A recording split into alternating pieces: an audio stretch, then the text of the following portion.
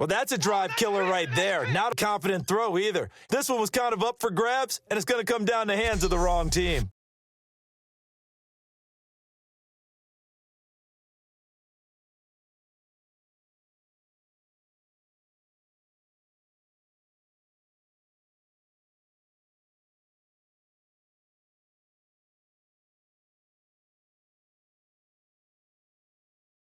How about the leverage up front? Offensive line out leveraging the defensive front to create that space, that crease that he was looking for.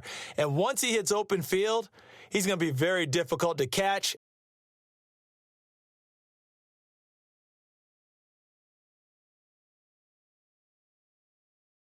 Well, you can see what they wanted to do. They wanted to set up the screen there, but it got blown up. It's hard to run that play if you're not getting a lot of pressure at the quarterback because the space doesn't open up. They were able to read that one and slow it down and stop before they could get a first down.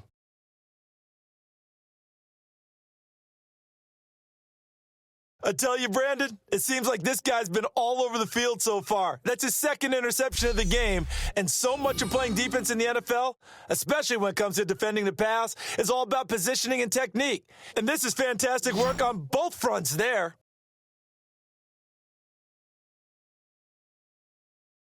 Here comes Michael Vick now leading his offense back out there. A big reason why they've been so successful, this defense hasn't been able to contain him when he gets outside of the pocket. So true, and that's when it's really difficult because defensively you can have a game plan and try and account for all the things you've seen on tape, the way that they run their plays, even his running.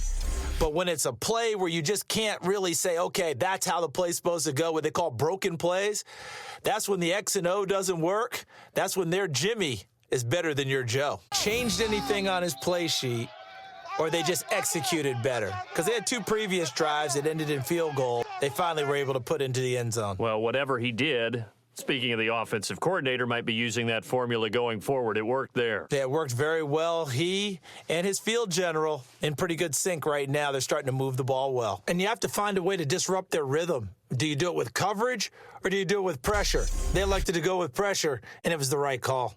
Well, Charles, it's one thing to win. It's another thing to win and put up the amount of points that they did.